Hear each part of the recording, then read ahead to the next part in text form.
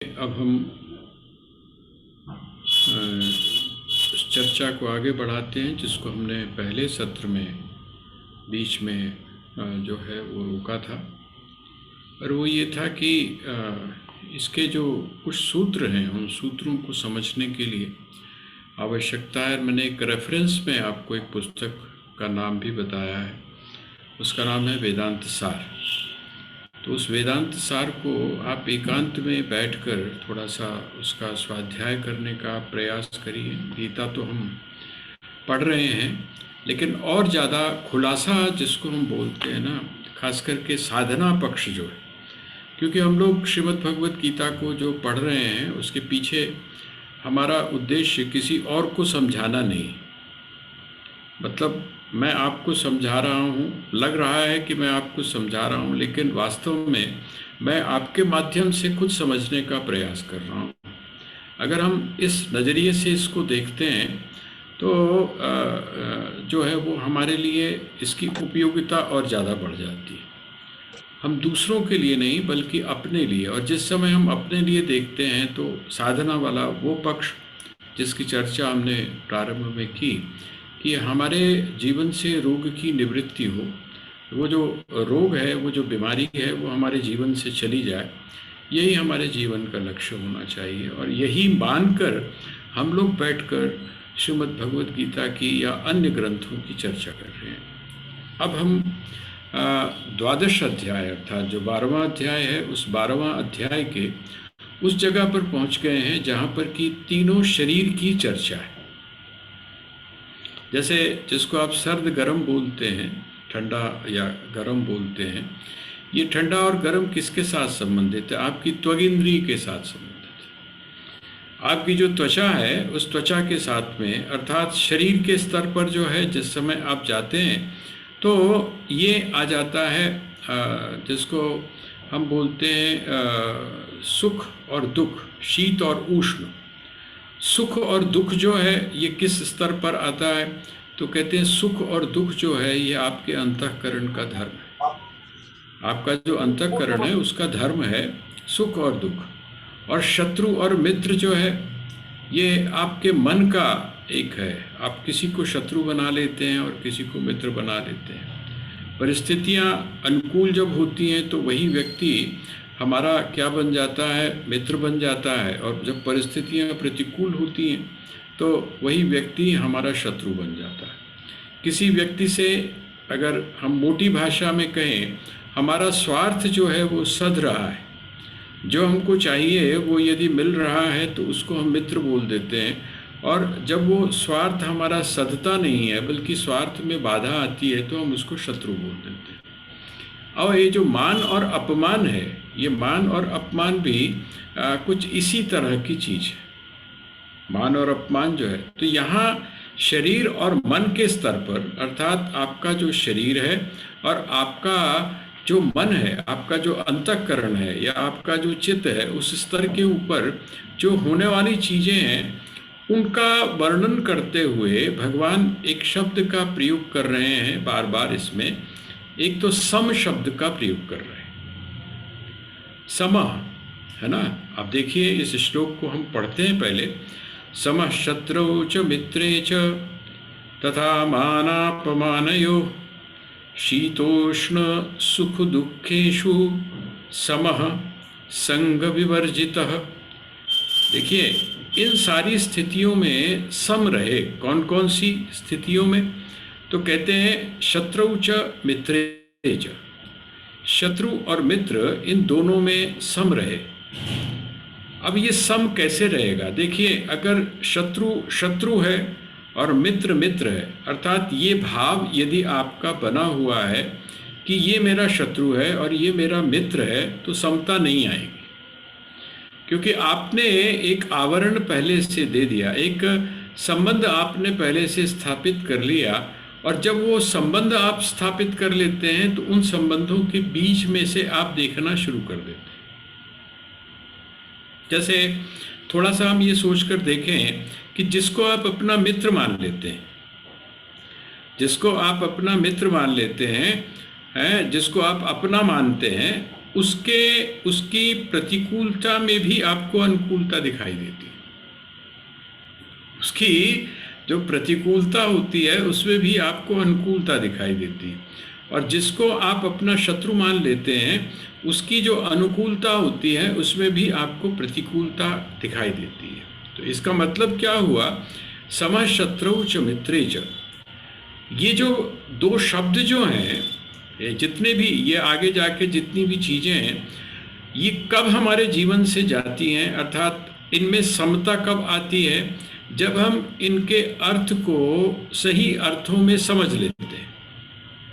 आपने जब समझ लिया कि शत्रु कौन होता है और मित्र कौन होता है, और जब आप उसके ऊपर विचार करते हैं, तो जब शत्रु शब्द आपके दिमाग से चला गया, मित्र शब्द आपके दिमाग से चला गया, अब कौन सा संबंध आपका रह गया, तो न तो शत्रु का रह गया न मित्र का रह गया। आपका जो संबंध है वो आध्यात्मिक रूप से रह गया।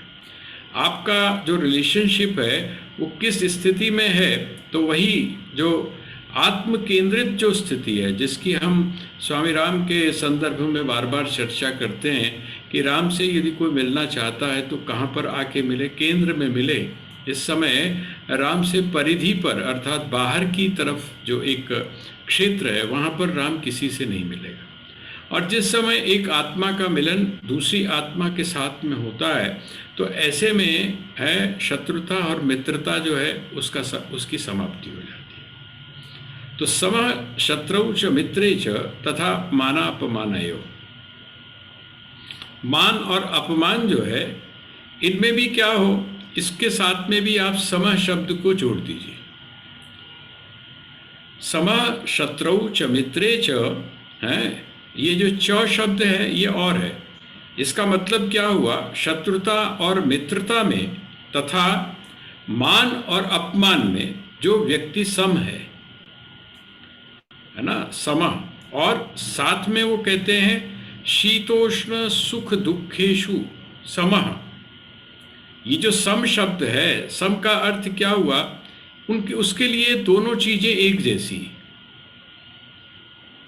क्यों दोनों चीजें एक जैसी हैं? क्योंकि उसके स्वभाव को वो जानता है, उसके स्वभाव को वो जानता है। और जिस समय वो उस चीज को भली प्रकार से जान गया, उसके स्वभाव को, उसकी प्रकृति को, ऐसा क्यों होता है, हमें शीत और उष्ण क्यों लगते हैं। कभी आप आजकल तो ठंड सर्दी है ना, सर्दी में आप एक प्रयोग करके देखिएगा। जो बाल्टी है ना, बाल्टी, उसमें अगर आपके उसमें वॉशरूम के अंदर दो अगर नल हों, एक में से ठंडा पानी आ रहा हो और एक में से गर्म पानी आ रहा है ना, आप दोनों को जरा चलाइए इकट्ठा, बाल्टी में दोनों को आप इकट्ठा चलाइए। और जिस समय आप इकट्ठा चलाएंगे तो आपको बड़ा आश्चर्य होगा कि जिधर ठंडे पानी का नलका चल रहा है, वहाँ जब आप हाथ लगाएंगे तो वहाँ पर आपको ठंडा महसूस होगा पानी, और जिस समय आप गर्म वाली साइड में हाथ डालेंगे तो आपको गर्म महसूस होगा। फिर आप बंद करके जरा देखिए, ठंडे में जब आप हाथ डालते हैं और फिर आप गर्म में डालते हैं तो आपको ज़्यादा गर्म लगता है, और जब आप गर्म में हाथ डालकर ठंडे में आप डालते हैं तो आपको वो जो ठंडक है वो ज़्यादा लगती है। मनोविज्ञान में इसको कहते हैं कि आपकी जो सेंसेस है ना, आपकी जो त्वचा है, आपकी जो है, आपकी जो स्किन है, उस स्किन के नीचे जो चीज़ें इन दोनों चीज़ों को महसूस करती हैं वो जागृत हो जाती हैं, और उसका जो कंपैरिजन है वो शीतोष्ण, शीत और उष्ण। और साथ में वो कहते हैं कि तथा मानापमानय, मान में और अपमान में। आपने महसूस किया होगा कभी कभी आप बड़ी मोटी मोटी बातों को नज़रअंदाज कर जाते हैं, है ना, और दूसरे व्यक्ति को ऐसा भी लगता है कि कमाल की बात है, इतनी बड़ी बात हो गई और इसने क्या किया, नज़रअंदाज कर दिया, अरे कोई बात नहीं, आपने टाल दिया उसको। और कभी कभी क्या होता है, बिल्कुल जो छोटी छोटी बातें होती हैं, है ना, उन छोटी छोटी बातों को हम इतना ज़्यादा एलेबोरेट कर देते हैं, इतना ज़्यादा बढ़ा देते हैं कि हमको उसमें भी अपमान अपना महसूस होना शुरू हो जाता है। जैसा अक्सर मैं आपसे एक एग्जाम्पल दिया करता हूँ, और वो कौन सा है कि दक्ष जो है, वो जो भगवान शिव थे उठे नहीं। दक्ष के आने पर, दक्ष जब सभा में प्रवेश किया दक्ष ने, तो वो उठे नहीं। और उनका जो ना उठना है, देखिए उन्होंने कहा तो कुछ नहीं, उन्होंने दक्ष का कोई सामान्य रूप से अपमान नहीं किया, है ना। लेकिन उसके बावजूद भी दक्ष ने क्या सोचा कि इसने अपमान किया, बाकी सब लोग उठ के खड़े हुए हैं, ये उठ के खड़ा नहीं हुआ। आप कहीं पर जाएं हैं और आपके जो छोटे हैं उनमें से अगर कोई आपको प्रणाम ना करे तो आपको कैसा महसूस होता है? अगर कोई छोटे, जो जैसे पुत्रवधू है या बेटा है, या आपके जो रिलेशंस के अंदर जो छोटे हैं रिलेशंस में, वो अगर आपको प्रणाम ना करे तो आपके मन में कहीं ना कहीं ये बात आती, कमाल की बात है, ने पैरी पैना तक नहीं कीता, राम राम तक नहीं कीता। अरे और कुछ नहीं तो कम से कम सिर तो हिला देता, है ना। इसने मेरे को, अब वो कौन सी स्थिति में था, है, उसकी नज़र आप पर गई या नहीं गई? भाई आपकी गई, हो सकता है उसकी नज़र आप पर ना गई हो, लेकिन आपने क्या मान लिया? आपने उसको अपना अपमान मान लिया। तो ये जो एक मनोवैज्ञानिक आपका एक पूर्वाग्रह किसी के प्रति जो बन जाना है कि उसने मेरा अपमान कर दिया और उसने मेरा सम्मान कर दिया, वो कहते हैं ये भी तथा मानापमानयो, अर्थात मान में और अपमान में जो व्यक्ति क्या है, समान रहता है, सम रहता है।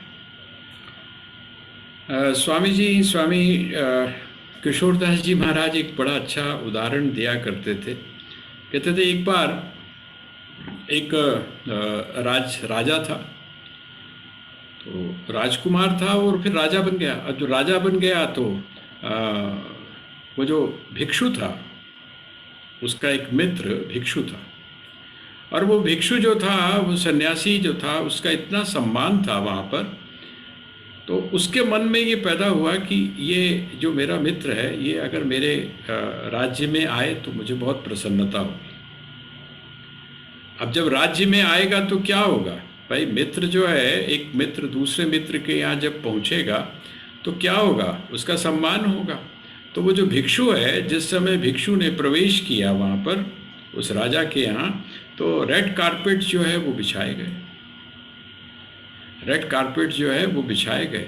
अब जब रेड कारपेट बिछाए उसके लिए, भिक्षुक के लिए, तो वो जो भिक्षुक था उसने क्या किया, देखिए रिएक्शन देखिए, उसके मन में क्या है, भिक्षुक आ रहा है, जो राजा है उस राजा के मन में क्या भावना आई कि भिक्षुक आ रहा है, और वो भिक्षुक है कौन, मेरा मित्र है। आज वो पहली बार, मैं राजा बना हूँ, उसके बाद में वो पहली बार इधर की तरफ आ रहा है, तो उसका अच्छी तरह से सम्मान होना चाहिए, रेड कारपेट। अब वो सम्मान जो उसका कर रहा है, आप सच सच बताइए, जिस समय आप सम्मान किसी दूसरे का करते हैं तो उसके बीच में कहीं ना कहीं आप भी इन्वॉल्व होते हैं।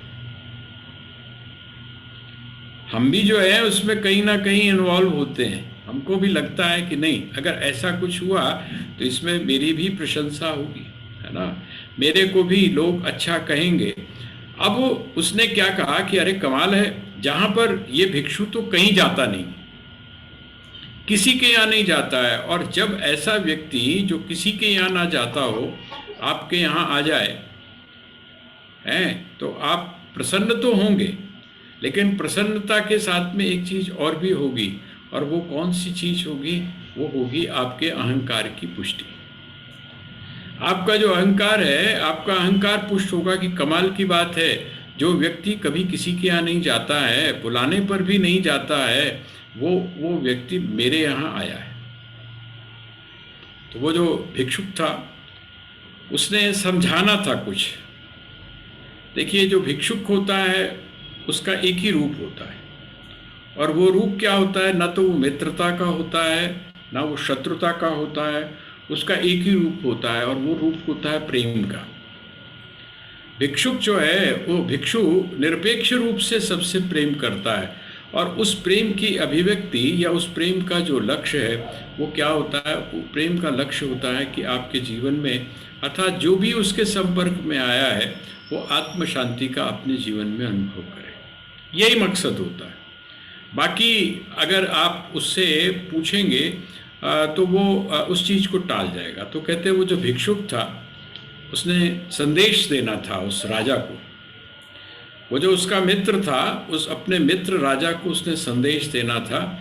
तो उसने क्या किया, जिस समय प्रवेश किया वहाँ पर, उस जहाँ रेड कारपेट था, थोड़ा सा आप इमेजिन करके देखिएगा कि उसका सम्मान करने के लिए सारे लोग खड़े हैं।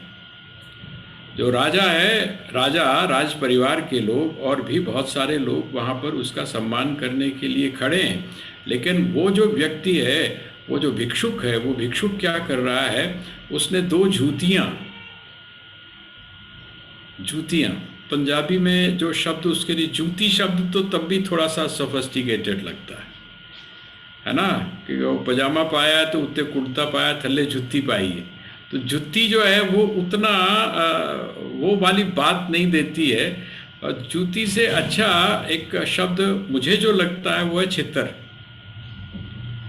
छितर शब्द आप सबने सुना होगा, है ना।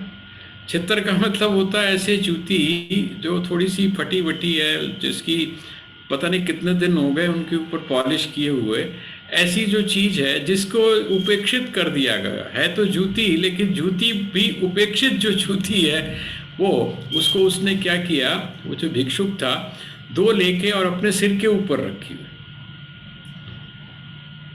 वो जो राजा था, उस राजा ने देखा, उसने कहा कमाल की बात है, रहा ये वही है, अरे आप बाबा इतना बड़ा मान सम्मान प्राप्त करने के बाद में भी इसकी जो बुद्धि है, कमाल है, ऐसा करना चाहिए। मैं तो यहाँ पर इसकी आवभगत करने के लिए खड़ा हूँ, हम लोग सारा पूरा परिवार खड़ा है, राज दरबार जो है वो खड़ा हुआ है, और ये क्या कर रहा है, ये भिक्षुक के रूप में है, कपड़े भी इसने ऐसे ही फटे वटे से पहने हुए हैं, और सिर के ऊपर क्या रखा हुआ है, इसने जूती रखी हुई है, नया काम कर दिया शुरू। तो पूछा उससे बाद में कि आप ये क्या कर रहे हैं। उसने कहा तू मुझको क्या दे रहा है, तू मुझको क्या दे रहा है। उसने कहा तू मुझको सम्मान दे रहा है ना, और एक बात का ध्यान रखना कि जहाँ पर सम्मान मिलता हो, वहाँ पर इस बात की भी संभावना पूरी की पूरी बनी हुई है कि वहाँ पर तेरा अपमान भी हो सकता है। तो उसके लिए भी तू तैयार रहे। तो ये जो तू मुझे कारपेट बिछाकर और ये जो तू लेकर आ रहा है, इसके साथ में मैंने जो दूसरी वाली चीज़ है उसकी तैयारी मैंने खुद ही कर ली है। मतलब मैं उसके लिए भी तैयार हूँ। मेरे लिए मान में और सम्मान में और साथ में अपमान में, इनमें किसी भी प्रकार का कोई अंतर नहीं। तथा मानापमानयो, आपको सम्मान मिलता है या आपको अपमान मिलता है, इससे किसी भी प्रकार का अंतर नहीं है। ये दोनों चीज़ें क्या है, ये दोनों चीज़ें सम हैं।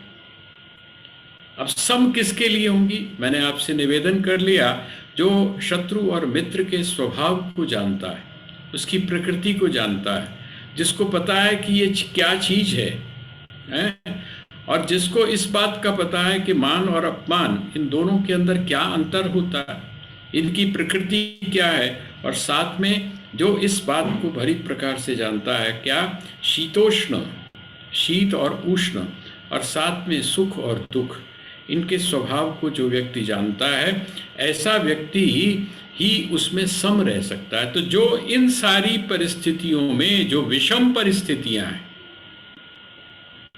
जो विपरीत परिस्थितियां हैं, इन विपरीत परिस्थितियों में जो अपनी समता को बनाए रखता है। समता को कैसे बनाए रखता है, उसी को थोड़ा सा भगवान स्पष्ट करते हैं।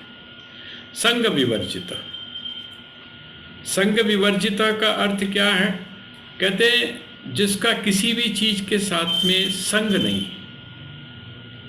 अर्थात जो किसी भी चीज के साथ में चिपका हुआ नहीं है, न मान के साथ चिपका हुआ है, न अपमान के साथ चिपका हुआ। आपने एक प्रसंग सुना होगा, स्वामी राम जिस समय विदेश गए तो वहाँ निकले शाम को भ्रमण करने के लिए। तो कुछ लोगों ने बड़ा अपमान किया, क्योंकि गैरिक वस्त्र पहनना उसकी एक बड़ी विलक्षण गरिमा है। जो उसके स्वरूप के बारे में जानता है वही उसके बारे में जानता है। ये जो गैरिक वस्त्र पहनना है, ये गैरिक वस्त्र का अगर आप सिंबॉलिक मीनिंग समझें, सांकेतिक अगर इसका अर्थ समझें, तो आप जरा कभी जिस समय हवन की अग्नि जलती है, होम जिस समय करते हैं, आप हवन करते हैं, उस हवन की जो प्रज्वलित होने वाली अग्नि है, जो अग्नि जल रही है, उसके जरा रंग को आप गौर से देखिएगा। उसका जो रंग है, उसको रंग को जब आप गौर से देखेंगे तो आपको वही ऑरेंज कलर आपको दिखाई देगा जिसको हम गैरिक वस्त्र बोलते हैं। जो गेरू का रंग है, वो गेरू का रंग वहाँ पर दिखाई देता है। इसका मतलब क्या है? अब ये जिस व्यक्ति ने गैरिक वस्त्र पहने हुए हैं, उसने अपनी वासनाओं को, उसने अपनी इच्छाओं को, उसने अपनी कामनाओं को क्या कर दिया है? जिस तरह से अग्नि जलाकर राख कर देती है, उसी तरह से जिसने इन सारी कामनाओं को, लोकेशना को, मान और सम्मान की इच्छा को, वित्तेषणा को अर्थात धन की लालसा को, और पुत्रेषणा को अपनी संतति की इच्छा को जिसने समाप्त कर दिया है, जो इन सब, मुझे इतने लोग माने, है ना, मुझे मेरे पीछे इतने लोग चलें, इन सारी चीज़ों से जो व्यक्ति ऊपर उठ चुका है, वो प्रतीक किस बात का है? वो प्रतीक है गैरिक वस्त्र का। और साथ ही गैरिक वस्त्र क्या देता है? गैरिक वस्त्र देता है परिपक्वता। जब किसी भी चीज को आप उसमें रखते हैं तो उसको वो पकाता है, और पकाने का अर्थ क्या होता है? परिपक्वता क्या अर्थ है? परिपक्वता का अर्थ होता है निर्दोष हो जाना। आपके जितने भी दोष हैं, आपके जितने भी दोष हैं, उन दोषों को जलाकर वो राख कर देता है। आप में किसी भी प्रकार का दोष नहीं रखता, और किसी भी प्रकार के दोष को समाप्त करने की क्षमता उस व्यक्ति में होती है जो स्वयं निर्दोष हो चुका है, जिसमें स्वयं में किसी भी प्रकार का दोष नहीं है। इसीलिए हमारे यहाँ कहा जाता है कि जो दोष हैं, उन दोष की निवृत्ति के लिए, वो स्वामी राम ने कहा है ना कि कुंदन के हम डले हैं जब चाहे तू गला ले। कुंदन के हम डले हैं जब चाहे तू गला ले, बाबर ना हो तो हमको ले आज आज माले, है ना। ये जो स्थिति है, ये है गैरिक वस्त्र की। और गैरिक वस्त्र यहाँ पर ये जो कहा संग विवर्जित, संग विवर्जित का अर्थ है वो, उसको किसी भी प्रकार का, किसी के साथ में उसका संग नहीं है। संग का मतलब आम लोगों ने क्या मान लिया? आम लोगों ने ये मान लिया कि आप एकांत में, अर्थात लोगों के बीच से आप हट जाओ तो ये हो गया कि जी आप असंग हो गए ना। असंग का अर्थ ये नहीं है। असंग का अर्थ है जिस समय दूसरे व्यक्ति का प्रभाव आपके ऊपर न पड़े। जैसे हम मानकर चलें, संग दोष जो है उसका बहुत अच्छा एक एग्जाम्पल है। वो क्या है? आप अपने स्वभाव को छोड़ देते हैं। आपका जो स्वभाव है, जैसे अग्नि जो है, उस अग्नि का संग पाने के बाद में जो जल है, पानी जो है, वो अपने स्वभाव को छोड़ देता है। कैसे स्वभाव को छोड़ता है? पानी जो है वो तो तृप्ति देता है। अब आजकल कहा जाता है कि जी सर्दियां हैं तो आप गर्म पानी पीजिए, है ना। आगे पीछे भी लोग तो यहाँ तक अब कह रहे हैं कि नहीं, आपको गर्मियों के अंदर भी गर्म पानी पीना चाहिए, गुनगुना पानी पीना चाहिए। लेकिन कुछ लोग क्या कहते हैं कि नहीं, तृप्ति नहीं होती है ना, तृप्ति नहीं होती है। जिस समय आप गर्म पानी पीते हैं तो तृप्ति नहीं होती है। तृप्ति किससे होती है? कहते हैं तृप्ति होती है ठंडे पानी से। वो देखा होगा, इसीलिए वो फ्रिज में से निकाल के जो बोतल है ठंडी ठंडी, वो हम पीते हैं। क्यों? इसलिए पीते हैं कि भाई उससे तृप्ति होती है। लोग कहते हैं कि नहीं, उससे भी प्यास बढ़ती है, तो क्या करो, आप मटके का पानी पियो, उससे तृप्ति होती है। नदी का पानी पियो, उससे तृप्ति होती है। चश्मे का पानी पियो, उससे तृप्ति होती है। तो तृप्ति किससे होती है? तृप्ति होती है जल से। लेकिन वो जल जो तृप्ति देने वाला है, वो जल जो शांति देने वाला है, वो जल जो आपको ठंडक देने वाला है, जिस समय अग्नि के साथ संपर्क में आ जाता है, अग्नि के संपर्क में आ जाता है, तब वो क्या करता है, अग्नि के संपर्क में आने के बाद में वो भी गर्म हो जाता है। स्वभाव क्या है, जो जल है उसका स्वभाव क्या है, उसका जल का स्वभाव उष्णता नहीं है, जल का जो स्वभाव है वो गर्मी नहीं है, लेकिन किसके साथ में जुड़ने पर, तो कहते हैं जिस समय वो जुड़ जाता है अग्नि के साथ में तो गर्म हो जाता है। ये संग दोष है, इसको बोलते हैं संग दोष। तो कहते हैं ये जो संग दोष है वो संग दोष अलग होने में नहीं है, बल्कि संग दोष का यहाँ पर जो अर्थ यहाँ पर लिया गया, वह जो भक्त होता है उस भक्त के ऊपर किसी भी प्रकार के संग का प्रभाव नहीं पड़ता।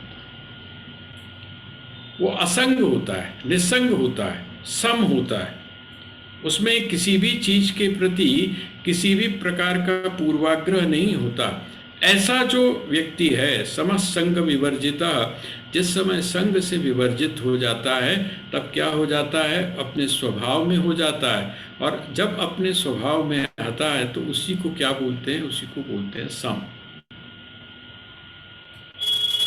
समम पश्यन् हि सर्वत्र समवस्थितमीश्वरम न हिनस्त्यात्मनात्मानं ततो याति पराम गतिम। भगवान ने कहा ततो याति पराम गतिम, परम गति को प्राप्त करता है। कहते कैसे परम गति को प्राप्त करता है, तो उसकी प्रक्रिया यहाँ पर बताई गई कि जो व्यक्ति इस तरह से कर लेता है, समस्त सारे सृष्टि के अंदर सारी जगह जिसको परमात्मा ही दिखाई देता है, परमात्मा का जो अनुभव करता है, नाम रूप से परे वह जो तत्व है, परम तत्व है, उसका जो व्यक्ति अनुभव करता है वो कौन सी गति को प्राप्त होता है, तो परम गति को प्राप्त होता है।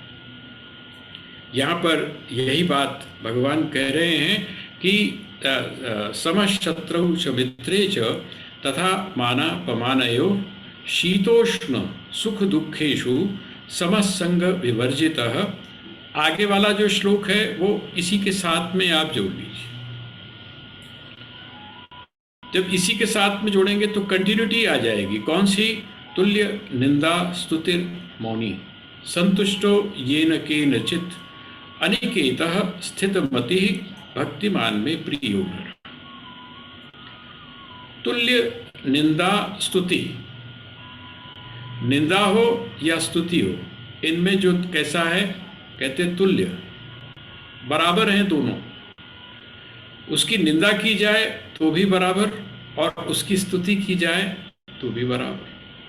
जिसको पहले उन्होंने कहा मानापमानयो, है ना, मान और अपमान दोनों में जो व्यक्ति एक जगह पर है, ये सम है, उस सम को क्या यहाँ है, यहाँ पर भी वो कहते हैं तुल्य निंदा स्तुतिर मौनी। जिसको निंदा से और स्तुति से कोई अंतर नहीं पड़ता है। वो एक आपने गीत सुना होगा ना, क्या है वो, कुछ तो लोग कहेंगे लोगों का काम है कहना, है ना, बड़ा अच्छा गीत है। और ये गीत सिर्फ ऐसा इतना ही नहीं है, बल्कि एक इसके साथ में जुड़ी हुई एक घटना है, और वो घटना किसी सामान्य व्यक्ति की नहीं, वो घटना जुड़ी हुई है एक ऐसे व्यक्ति की जिसको पंजाब में लोग भर्तृहरि के नाम से जानते हैं, और संस्कृत में अगर आप उनका नाम सुने तो उनका नाम है भर्तृहरि, महाराज भर्तृहरि। कभी आप लोगों को अवसर मिले, बीच बीच मुझे जो याद आ जाती हैं पुस्तकें रेफरेंस के रूप में मैं आपको बता देता हूँ। भर्तृहरि जो थे, महाराज भर्तृहरि, उनके बारे में जो पंजाब के जो पुराने लोग हैं उन लोगों ने गोपीचंद की और इनकी कथाएं सुनाएं। हमें अभी तक ध्यान है, पिताजी जो हैं वो गाते जाते थे और रोते जाते थे। वो जो पूरन जी की जो कथा है, हमारे बुजुर्ग जो लोग बैठे हैं वो जानते होंगे कि सियालकोट के पास में पूरन दी खुई है किसी, उसका नाम था पूरन दी खुई। वहाँ पर कहते हैं कि जो पूरन जी हुए थे, एक भक्त हुए हैं, उनको वहाँ पर उनके हाथ पैर जो थे वो काट कर डाल दिए गए थे। हाँ, इस तरह से एक कथा आती है। तो वो जो भर्तृहरि थे, महाराज भर्तृहरि, उन भर्तृहरि ने किसी वजह से ऐसी कुछ घटना उनके जीवन में घटी और उन्होंने परिवार और राजपाट आदि सब कुछ छोड़ दिया। जब समय राजपाट छोड़ दिया तो आता है उनके जीवन की एक घटना ये आती है कि वहाँ पर क्या हुआ। कहते वहाँ पर ये हुआ कि जिस समय राजपाट छोड़ दिया तो एक दिन बैठे हुए थे उसके नदी के किनारे, और नदी के किनारे लेटे हुए थे, और लेटते समय उन्होंने क्या किया था कि रेत का एक सिराना बना लिया था। रेत का एक सिराना बना लिया था और सिराने के ऊपर सिर रख के और लेटे हुए थे अपना मस्ती में। तो वहाँ से कुछ स्त्रियाँ गुजरी पानी भरने के लिए, नदी से पानी लेने के लिए कुछ स्त्रियाँ गुजरी। और जब स्त्रियाँ गुजरी तो अचानक उनकी नज़र पड़ी किसके ऊपर? भर्तृहरि के ऊपर। और जब भर्तृहरि पे जब उनकी नज़र पड़ी तो उन्होंने कहा कि देखा है, ये देख लो, राजपाट तो छोड़ दिया, सब कुछ छोड़ दिया है, महल भी छोड़ दिया, सब कुछ छोड़ दिया, लेकिन अभी तक सिराने के ऊपर जो सिर रख के सोने की आदत है वो अभी तक नहीं गई है। देखा, बस आपस में इस तरह की बात करती हुई आगे बढ़ गई वो। इनके कान में ये बात पहुंची तो इन्होंने कहा कि यार बात तो सही कह रही है, आदत तो बदलनी चाहिए, सिराने की क्या ज़रूरत है, हाथ है ना, भगवान ने हाथ दिया हुआ है। तो आप जो है उनके 3 शतक हैं। शतक का मतलब होता है जिसमें 100 श्लोक होते हैं। जिस समय वो राजपाट में थे तब उन्होंने एक शतक लिखा, उसका नाम था श्रृंगार शतक। फिर उसी समय राजपाट के अंदर ही उन्होंने एक शतक लिखा, उसका नाम है नीति शतक। और जिस समय उन्होंने सब कुछ छोड़ छाड़ दिया तब उन्होंने एक शतक लिखा, उसका नाम है वैराग्य शतक। ये 3 शतक हैं उनके, 300 श्लोक हैं, बड़े बड़े सुंदर है। जो श्रृंगार शतक भी है उसका श्रृंगार भी आपको कुछ अलग ही तरह का दिखाई देगा। यहाँ एक बात और मैं आपसे निवेदन करना चाहता हूँ कि जो आपके मन में होता है ना, जो जिस व्यक्ति के मन के अंदर होता है वही बाहर निकल कर आता है। अगर गंदगी भरी हुई है तो मंदिर में भी जाकर जिस समय भगवान के दर्शन करेगा तो वहाँ पर उसको गंदगी ही दिखाई देगी। वहाँ उनको राधा और कृष्ण जो है वो प्रेम की मूर्ति नहीं दिखाई देंगे, बल्कि उनको वहाँ पर शारीरिक जो एक दूसरे के प्रति आकर्षण होता है, वो कहेंगे कि रुक्मिणी जी की फ़ोटो यहाँ पर क्यों नहीं है, राधा की क्यों है, इस तरह के प्रश्न करेंगे। तो लेकिन जो चीज़ आपके भीतर है, आप जिस समय, जैसा मैंने अभी आपसे निवेदन किया, जिस समय आप भर्तृहरि जी का ये श्रृंगार शतक पढ़ते हैं तो आपको बड़ा आश्चर्य होता है कि क्या श्रृंगार भी इतना साफ सुथरा और सात्विक रूप से प्रस्तुत किया जा सकता है। और भी अगर आपने थोड़ा सा और ऊंचाई पर जाकर पढ़ना हो तो आदि शंकराचार्य की एक बड़ी सुंदर पुस्तक है, उसका नाम है सौंदर्य लहरी। आपको जब आप पढ़ेंगे तो आपको बड़ा आश्चर्य होगा कि आदि शंकर जैसा व्यक्ति जो अद्वैत के प्रति निष्ठा रखता है, ऐसा जो व्यक्ति है वो इस प्रकार की एक रचना लिख रहा है जिसका नाम है सौंदर्य लहरी। सुंदरता से तो हम क्या मानते हैं, सन्यासी को कोई लेना देना नहीं है, लेकिन वह सन्यासी जिस सौंदर्य का दर्शन करता है वो सौंदर्य अपने आप में बड़ा अलौकिक होता है। और आपको एक बात और आश्चर्य होगा कि वो जो सौंदर्य लहरी है उसमें भी शतक है, अर्थात 100 श्लोक हैं। बाहर से जब आप उनको पढ़ते हैं तो आपको ऐसा लगता है जैसे श्रृंगार के हैं, लेकिन जब आप उसकी व्याख्या किसी महापुरुष के सानिध्य में बैठकर सुनते हैं तो आपको आश्चर्य होता है, क्योंकि उन श्लोकों में 100 यंत्रों की चर्चा है। ये जो यंत्र पूजा नहीं होती हमारे यहाँ, 100 यंत्रों की चर्चा है। और वो जो 100 यंत्र हैं वो आज भी कलकत्ता में जो महाअभिलेखागार है, वहाँ पर लाइब्रेरी जो है बहुत बड़ी, उसके अंदर वो एक एक श्लोक के नीचे एक एक जो है वो दिया हुआ है। प्लीज़ म्यूट कर लीजिए, किसी का म्यूट नहीं है, आवाज़ बहुत आ रही। तो ये जो चीज़ है, हाँ ये, तो यहाँ वो जो भर्तृहरि थे, उन भर्तृहरि ने ये इस प्रकार से किया। अब जब वापस आए, वो जो महिलाएं थी, वो जो स्त्रियां थी, जब वहाँ से वापस आई तो वापस आते समय, अब देखिए जाते समय उन्होंने क्या कहा था कि देखो राजपाट तो इसने सब कुछ छोड़ दिया, लेकिन सिराना जो है वो अभी तक नहीं छोड़ा। अब जिस समय उन्होंने सिराना भी हटा दिया तो क्या कहती हैं, कहती है देखा, लगता है इसके कान में हमारी बातचीत जो है वो पहुंच गई होगी ना, इसके कान में हमारी बातचीत पहुंच गई होगी। और जो वो है रस्सी जो है वो जल तो गई है, लेकिन उसकी ऐंठन जो है वो अभी तक है। जल इसने क्या किया, सुना, और सुनने के बाद में देखा वो सिराना जो था वो हटा दिया। मतलब चित्त भी मेरी, पट भी मेरी, और है ना, कहावत आपने सुनी होगी। तो वही चीज है वो यहाँ, इसीलिए कहते हैं, क्या कहते हैं वो, ये जो भर्तृहरि वो कहते हैं, निंदन्तु नीति निपुणा यदि वास्तुवन्तु, निंदन्तु नीति निपुणा यदि वास्तुवन्तु, लक्ष्मी समाविशतु गच्छतु वा यथेष्टम, अद्यैव मे मरणमस्तु युगांतरे वा, न्यायात् पथः प्रविचलन्ति पदम न धीरा। जो धीर पुरुष होता है, धीर पुरुष का अर्थ होता है जिसकी बुद्धि अपने नियंत्रण में है, जो इंद्रियों पर संयम कर चुका है, जो आत्म स्वयं के ऊपर आत्म संयमी जो व्यक्ति है, कहते ऐसे व्यक्ति की क्या पहचान होती है, किंतु कहता है निंदन्तु नीति निपुणा, नीति में निपुण व्यक्ति यदि उसकी क्या करें, स्तुति करते हैं और या उसकी निंदा करते हैं, उनको इन दोनों से कोई फर्क नहीं पड़ता है। लक्ष्मी समाविशतु गच्छतु वा यथेष्टम, कहते धन आता है या धन चला जाता है, कोई इसकी भी कोई परवाह नहीं करते। कहते अद्यैव में मरणमस्तु, मृत्यु चाहे अभी आकर सामने खड़ी हो जाए और या बहुत वर्षों के बाद में हो, उससे भी उनको किसी भी प्रकार का कोई अंतर या फर्क नहीं पड़ता है। कहते क्यों, कहते हैं कि ऐसा जो व्यक्ति है वो न्याय के पथ से, अर्थात जो सही मार्ग है उससे इधर उधर हटता नहीं, क्योंकि वो जानता है कि वास्तविकता क्या है। तो यहाँ इसीलिए